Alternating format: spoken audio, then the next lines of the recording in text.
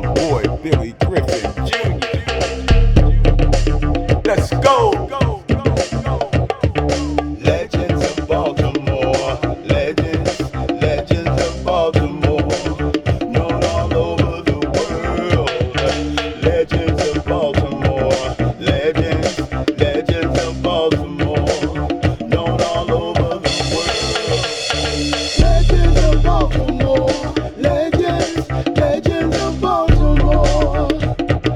Ooh, legends of Baltimore, legends of Baltimore, known all over the world.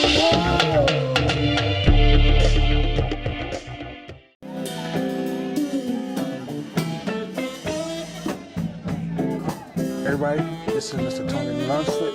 Mr. Tony Lunsford, introduce yourself to the people. Tell them who you are, what you've been doing. Just give a little spill on who you are right now. Yeah, Tony Lunsford. Most people around town know me. I'm a bass player. Play with Rodney Kelly. You name it. Sit in, do a lot of jazz stuff, and basically it's and I do a lot of photography and video work. Just like my good friend here. Okay. I didn't know you did the video work though. Yeah.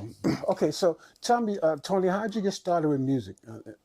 Well, my dad was a gospel guy and quartet guy, and he had a lot of success. His first group, the Holy Lights, they had hit records.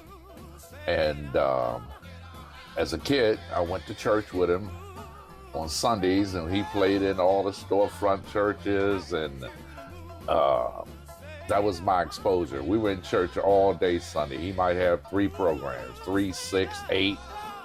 So we were, and that was my influence. Okay. So a lot of my inspiration came from him wanting to play. Okay.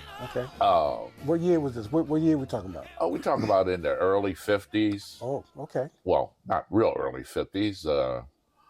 I came here when I was 4 from North Carolina. I was staying with my grandmother. My mother was up here going to school. And so my grandfather died. Oh. We were at church, and it was ironic. I was standing with him, and a tree limb fell on him. Wow. And he died. So they sold the farm and moved my grandmother up to Baltimore. Okay. East side. Luzerne Avenue. 1000 block of Luzerne Avenue. Oh, that's right down there by 1000 block. That's Madison. The 1000 block is a little farther. Ashridge is down farther. Okay. So if you got Chase Street. Okay. And Eager Street. Okay. Between Chase and Eager. Chase and Eager. Right. Okay. So, like I said, my dad could sing and play. He had a unique style of playing. Played with fingerpicks. He learned from a country and western guy in North Carolina. Fingerpick, what's that? Fingerpick, thumb pick, fingerpick. Oh, okay. So when he played, he had they're playing like with a straight pick. Mm-hmm. So they used to be on programs with all the big names. Shirley Caesar, Harmonizing 4, Julius Cheeks, and the Nightingales. I saw them all. Okay. Matter of fact, I was at a program, I think I was like 5, and the Soul Stirrers was on the program. Soul Stirrers. With Sam Cooke. Yeah. Okay. And I met one of the singer's little sons, he was there. And so that was my influence, was gospel. Okay. Quartet. Okay. And everybody, what was ironic, not ironic, but they all wanted my dad to go out on the road, and he would never do it. Matter of fact, his groups were successful, but they would never go out full time, right? So at this time, this is, you say, the 50s, early 60s? 50s, 60s. Early 60s. So the Chitlin circuit was what was it like in the church at that time? Most of the big programs were in churches. Okay. There was times you go, remember the Civic Center downtown Baltimore? Mm-hmm. I remember he was on a program with the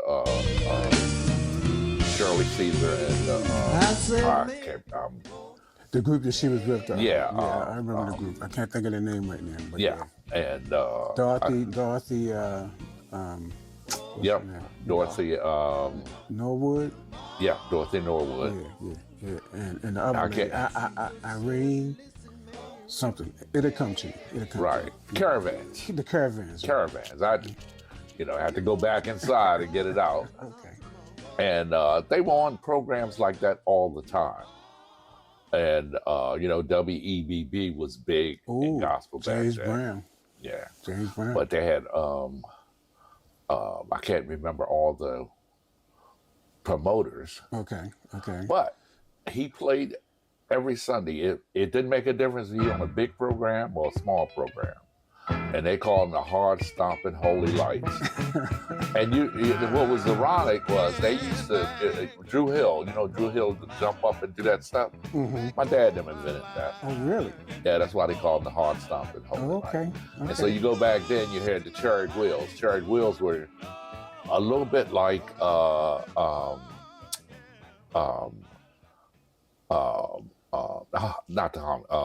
Dixie Hummingbirds. Dixie Hummingbirds, okay. They had that smooth sound, and their guitar player was like a jazz. I mean, he was killing it. But my dad they was hard driving. So what do you mean by hard driving? They came at you. Yeah, just came at you, okay. And that was my influence. So that was hard driving. That sounded like some funk type of yeah. gospel.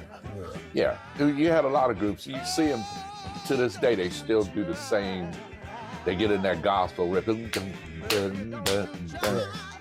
That's been around for years. Okay. I remember back then, most churches would not allow quartets in. Really? The big churches, some of them. Really? And then they started letting them in. They said, but you can't have no bass player and drummer. Oh, man. Right. Then they said, okay, you can have a bass player. So I remember my dad and them got a bass player and a drummer. I think his name was Garfield, something like that. And he was incredible just holding that pocket down, That's the main thing. When like we used to have Joy Night back in the day. They don't have that anymore in churches. They don't have Joy Night. Joy Night, all of those groups would come together at the church, man, and it would be rocking. Man. Yes, they'd rock all night. Yeah, all night, yeah. And then everybody joined in.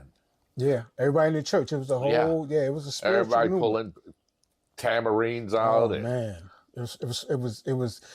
That was church to me. Yeah. You know what I mean? Yeah. Nowadays, I don't think we have church like that. Back then, we had tent revivals, and the groups would come to the tent revival. You could hear that tent revival for blocks and blocks around. Blocks away. Yeah. That was amazing. So from there, you started doing what? Well, I tell you, I think I was 12 years old. I couldn't play at all. Okay. I was just, I took after my mother. My dad used to talk about her, and God rest her soul. And she could try to sing, but she couldn't sing. Okay. So she's pretty much like me, is what you're saying. Okay. So, I came home from playing basketball one afternoon, and they always had rehearsal at my house. And I heard this guitar player. And I asked my dad, I said, who is that? He said, well, that's our new guitar player. I said, and he was playing Papa's Got a Brand New Bag by James Brown. Okay. I said, wow, he's good. That was Lloyd Guitar Moore. Ooh. He was 14 years old. Lloyd Guitar Moore. And he taught me my first song on bass. Oh. And we did this was Emerson Village at the time. And a lot of groups was coming out of Emerson Village. Well, back then, I don't want to get into the whole situation with Emerson Village. We lived on right behind the shopping center. Okay. So it was just being occupied by our people. We were the first blacks in our block. Okay. And there was bands everywhere. Back then, there was bands everywhere. Yeah. But he taught me my first song. We did a show, It was the Emerson Village, Miss Emerson Village pageant. Okay. Yeah. And we did that song. And he was a big influence to me. But I'm looking at him at 14, he was already a monster. He could play two songs at the same time. He used to win contests. And it was a little deterrent to me. I said, wow, how's he do that? You know. But he taught me a little bit, and then I went on, high school. I played in the orchestra. And what school did you go to? Northwestern, when it first opened, 1966. Okay. How did you get from Emerson Village to Northwestern? Bus. We used to catch the 23 to the 5. We'd catch 23, go downtown, catch the 5 up. Okay. How long would that take? About an hour. About an hour. Yeah. Or we catch the 23 to the 51. 51 would take us to Mondawmin, then we catch the 5. Okay. Oh, it was exciting times back then. It was exciting, yeah. Yeah, back then, man, it's we used to go in Mondawmin, and of course everybody knows Travis Winky. Okay. Well, Travis Winky was one of the biggest dancers in Baltimore. And every day after school, they'd be in Mondawmin, all the frat clubs, and they'd have a dance-off. Of course. In Mondawmin? In Mondawmin, yeah. Right. And Mondawmin was a big mall. It still is a big mall, but at that time it was the big mall. Yeah. Yeah, we actually played for my band at the time when Jesse Jackson was running for president. We got hired to play. He was doing a fundraiser? No, he was just speaking. He was at my dorm and speaking, and they hired us to play. Wow. And play for Jesse, man. So we played for Jesse. I played for Shirley Chisholm. Shirley Chisholm. We've done when Barack got elected. We did a inaugural ball over in D.C. Okay. At the it was a whole bunch of us from Baltimore. From Baltimore, okay. Yeah. So tell me some of the people from Baltimore. Tell me some of the guys you grew up with from Baltimore. That played? Yeah.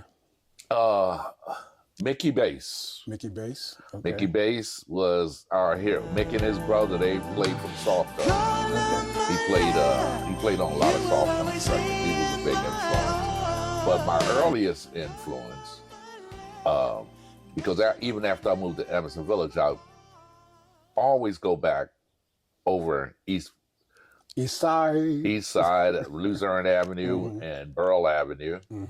And we call him our cousin. His name was Ricky Evans. Well, he played with my favorite band at that time, Madhouse. Oh, Madhouse. So Madhouse, Ricky Evans, Funky Bunky. Funky Bunky. I think Chris, his cousin, was on sax. Kenny Tap on the drum. I forget the drummer's name. He Kenny was like, Tap. yeah, 14 years old. Yeah. Kid, And Gary Mudbone Cooper. Gary Mudbone Cooper. Yeah. Man, yeah. And Gary started off in the church. And we all hung out together. Joey, keyboard player. Okay. And I couldn't play, man. I was just like in awe. They was bad. They was bad. They was the top. They was the top at the time of groups. Now, I mean, you came up at a time when we had singer groups. We had like Frank and the Spindles, yeah. Ricky and the Chips. The Fabulous Friends plus one. We had I'll give it a say the dramatic, not dramatic. Of course, the soft tones. The Whatnots. Yeah. When I got out of high school, I went in the Air Force because it was Vietnam era. Okay. I wasn't going to sit around and get drafted because I was always conscious of what was really going on. So a lot of the guys that we were friends with that always hung around with older guys, they went to Vietnam, even though a lot of them were in college. They were getting drafted out of college. It was amazing. And of course, you got to remember it's 60s. Yeah, it's the 60s. So we were kind of revolutionary. So I always liked airplanes because my dad used to take us out to the airport all the time. So I always wanted to be a It was pilot. called Friendship Airport at the time. Friendship, yeah. Used to go out on the observation deck. Can't do that no more. No, you can't. If you know where they go, there's a field Right. that you can go, and all you can see is the planes flying over. Right, right. You know, but I always wanted to go in the Air Force and fly. I always wanted to fly, but I was we were still living in East Baltimore, and my next door neighbor, he was like 18. And he was like a little role model to me, and he would say, "What you gonna do when you grow up?" I said, "I'm gonna be a pilot." And you know, his remark was, and this is the mentality of a lot of our people back then. And he told me they don't let black people fly airplanes, and I believed him at the time. Yeah. And unfortunately, when I went in the Air Force, I never saw one black pilot, not one. One black officer I saw. But anyway, that was the times, you know. But let's talk about music. So I went in 69. Okay. So all those groups, the Soft Tones and Fabulous Friends and all the popular groups, then this was after Madhouse. Okay, right. And I wasn't here because I stayed... I lived in Spain for 10 years. Spain? Yeah, I got stationed there and then I got out. Well, we'll talk about that in a little bit. Yeah. Okay. Yeah. So I came back in 79 and my brother was playing with the Young Emperors. Okay. Arthur Scribb. Okay. Scribb was a great guy. He took all the young kids, taught them music. He, you know, Jimmy Briscoe and the Little Beavers. He was the music director for the Manhattans. Oh. So, very influential. So when I came back, I took some of the guys, like a lot of them were my family. So, and we formed a group, Family Sage. Well, Kevin's group was Family Sage. Then we called ourselves Family Sage for a minute, which evolved into Maximum Strength. Oh, okay. And we were like on top of our game in Baltimore, opening for national acts, you know. This was gospel? No. This was gospel? You said Maximum Saved. I thought Maximum Strength. Maximum Strength. Okay. Yeah. Okay. And my cousin came up with that name. Okay. And it was good because back then, everything you saw on TV, Maximum Strength Tide, Maximum Strength this, Maximum Strength. Okay. So people, I said, they say, who you play with? I said, Maximum Strength. Oh, yeah, I heard of you guys. You know, that's how that went. Okay. So, but we had a good time, man. We used to travel. We did the college circuits and worked. Tell me some of the best places you played at. We played down at, we used to play so many places, but we used to do a lot of the colleges, Penn State, Franklin Marshall, a lot of schools up in Pennsylvania. Okay, okay. But our favorite gig, we got Sunday nights at Gerard's. At Gerard's, okay, the club, right. And we were the only R&B band there. Right. And Gerard's was like the First Avenue of Baltimore. Okay. So you had groups like AR-15, Tin Camp, Boot Camp.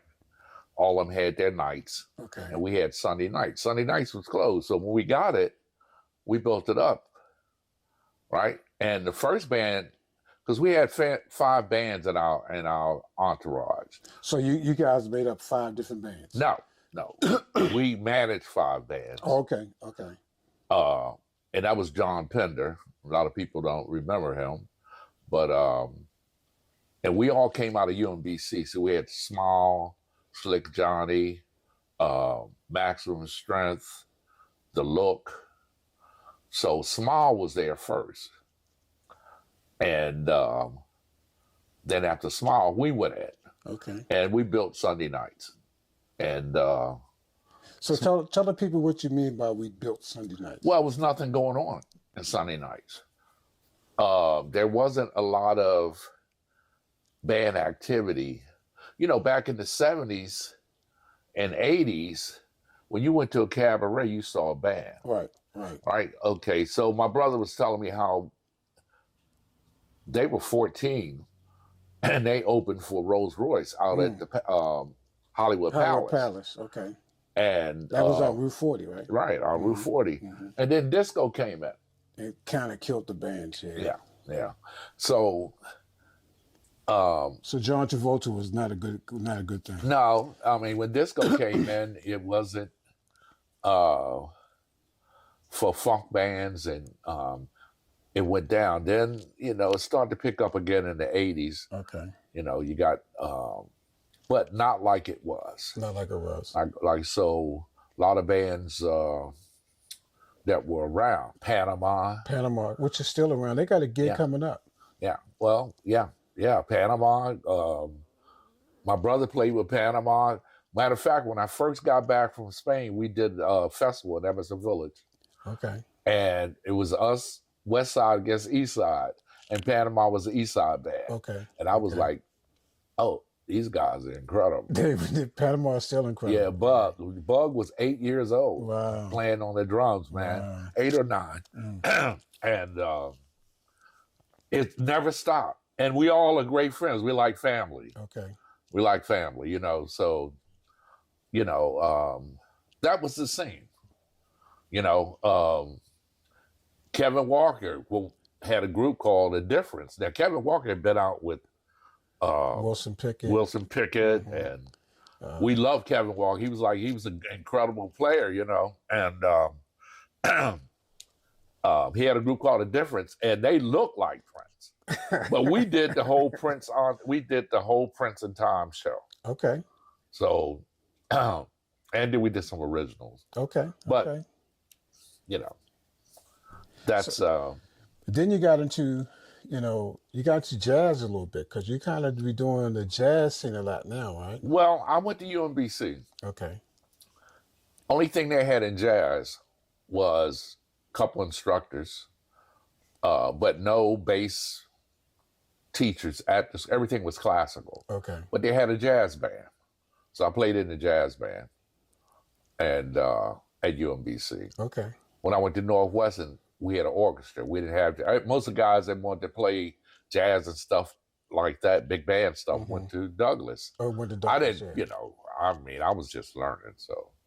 and Douglas was bad back in the day. Douglas band was huge. Yeah. The Southern High School band was bad too, but Douglas was the band. Yeah, Douglas was the band. Yeah. And or the music school. I did not know that. Yeah. Back then we were just like... You know who I went to school with at Northwestern? Who's that? Damon Harris. Oh, Damon Harris from Temptations? Damon went to school with us. Well, the Young Vandals at first. Was the Vandals and the Young Vandals? Young Vandals, yeah. Right. And we had a bunch of people come out of that school. I just found out that one of the guys that didn't even know he played bass. He's one of the most sought after bass players. He's been on numerous recordings and in demand. I can't remember his name. Eric Ward. Eric Eric Ward didn't participate in any of the music stuff there. And I was sitting watching TV one night and I saw a clip of Curtis Mayfield. And Eric was on bass. I didn't even know, wow. Because these cats were like, They was laid back. Yeah, they were just laid back. And everybody back then was trying to sing, Well, back then there was a band in every block. Band in every block. I mean, bands were huge. You could hear music coming out of somebody's basement, somebody's living room, out to school after school. Yeah. There was rehearsal everywhere. And there was battle of the bands back then. Yeah. Okay. You ever participate in any of those battles? Yeah. And it's it was a great time. Right. It was a great time. And you had some phenomenal players coming out of Baltimore, And tell me now about living in Spain. We're kind of segueing because that Spain thing has got me. I want to go and visit. I haven't been anywhere in the world other than when I was in the military. Right. But tell me about Spain. That had to have been incredible.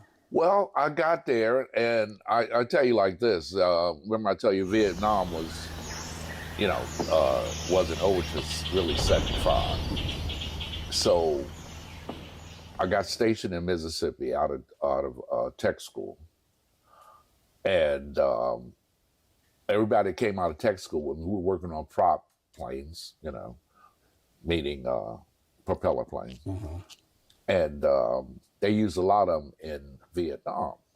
As a matter of fact, in Mississippi, we were training Vietnamese pilots, and so you go there for a year, you did your OJT, and most of the guys were getting their orders, Vietnam, Vietnam.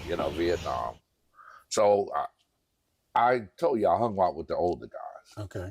So they were coming back and buying brand new Super Bs, GTOs, Camaros. I was like, wow, man, you guys made a lot of money in Vietnam. He said, this ain't from what we made from the government. And I'm going to leave it like that, okay?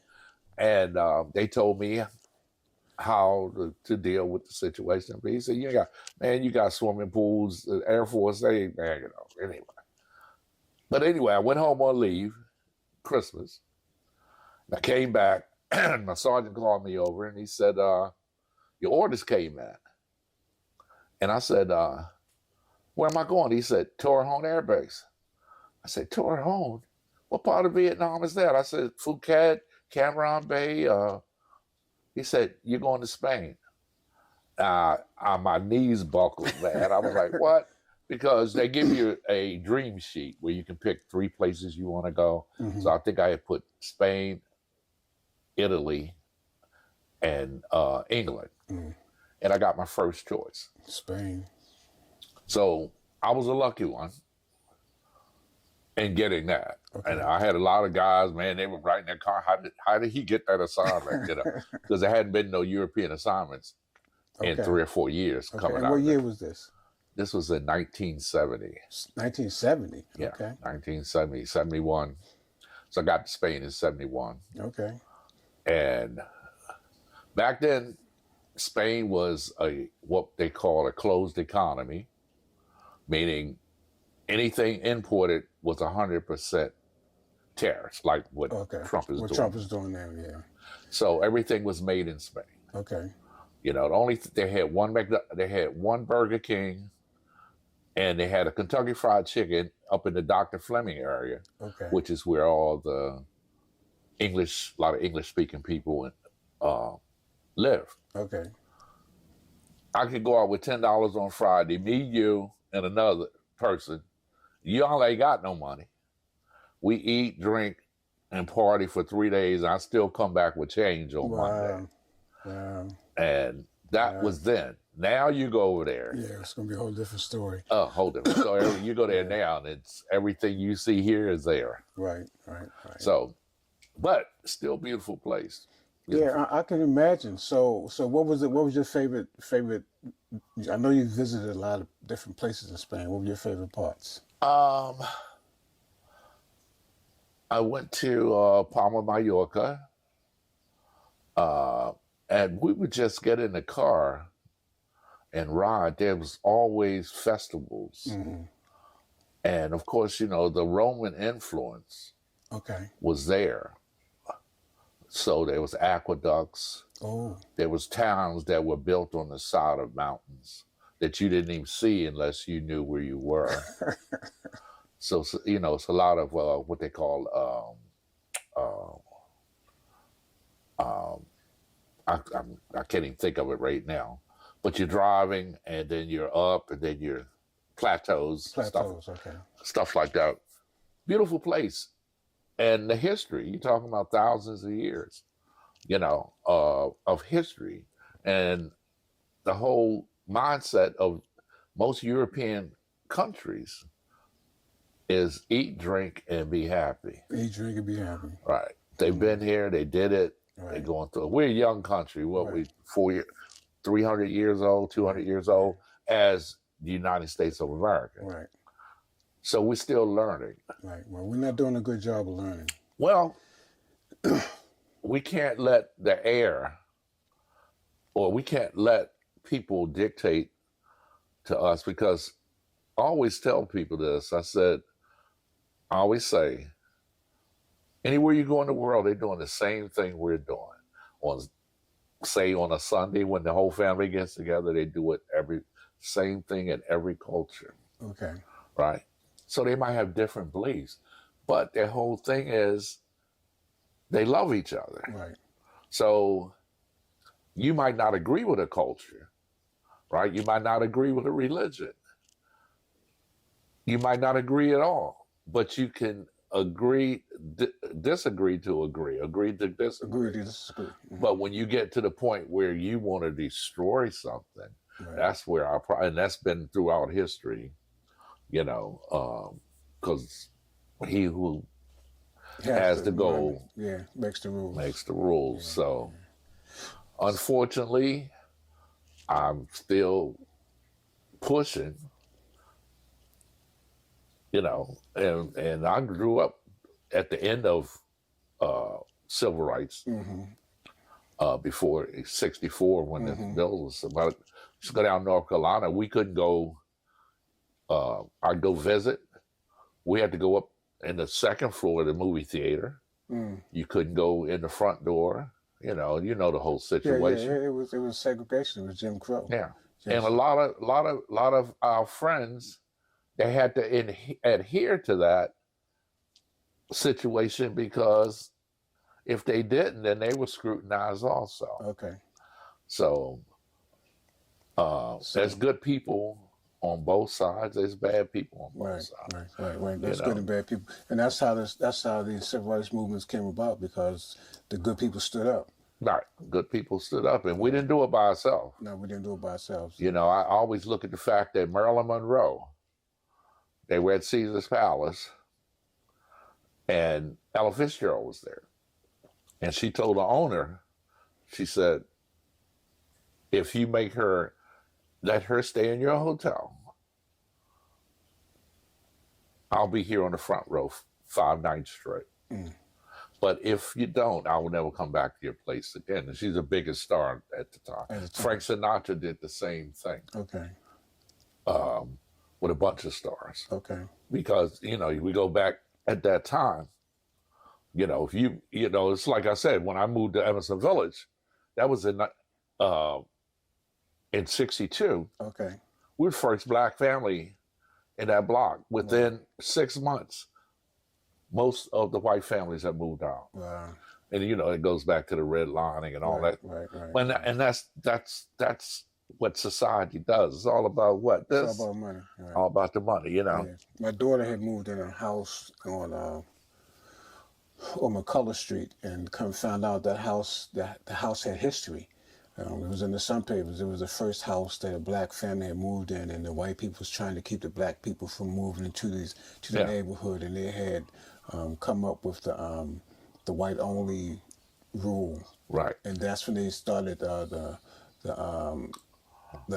houses up in Charles Street, what they call it up there, Roland Park. Roland Park, They started moving out Roland Park and made the law that no blacks or Jews or Spanish could move. They had to sign an agreement when they bought the houses. They would not sell to any blacks or Spanish or other races. So, I worked in the school system as a long-term special ed sub, and it wasn't a special class. I used to love to teach history. But I would take long-term classes. But my favorite subjects were social studies and history. And what I found with our young black kids, and I'll just tell you one story. Or I was at school. I'm not even going to say the name of the school, but it was a second grade class, and there was one little white girl in the class. It was Martin Luther King's birthday. So I walked in. I said, can anybody tell me what day this is and whose birthday it is? She was the only one. All right. So if you look at this hat, it says BH4L. What does that say? You're not going to guess. No, I'm not going to guess. It says Black History for Life. Black History for Life. This is my God Brothers company. Okay. And you can go online and buy this stuff. Okay. And he's a black entrepreneur We got to support him. Black History for Life. Black History for Life. Okay. And that's why I wore this. Okay. Okay. And he's a great kid, great guy. He's not a kid, you know. He's a bass player also. Okay. He's played with my brother then when they opened for Rolls Royce. Okay. Then he became an electrician. He actually built, he wired the whole bridge over about a, I'm so bad with that. Francis Scott Key? No, over in D.C., going to Virginia. Oh, you talking about George Washington Bridge?